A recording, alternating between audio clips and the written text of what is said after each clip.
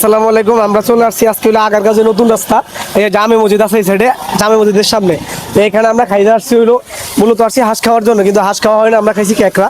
এখানে আমরা যে ক্যাকড়া যে যাই চট্টগ্রাম বিভিন্ন জায়গায় যে আমরা যে ক্যাকড়া খাইতো, এখন আমাদের আগারগাঁও এখানে নতুন রাস্তার এখানে ক্যাকড়া বিক্রি করে। তো আমি খাইছি, আমার বন্ধুরাও খাইছে। খাওয়ার ভিডিওটা যদিও আমরা করি নি, এখন এই যে বাসার জন্য নিয়ে যাচ্ছি পার্সেল, যে বাড়ি দিচ্ছে এই পার্সেলটা আমরা নিচ্ছি আর কি। তো এখানে আসি মোটামুটি আমরা যে কাঁকড়া দিয়ে রুটি দিয়ে খাইছি, মোটামুটি ভালোই মজা।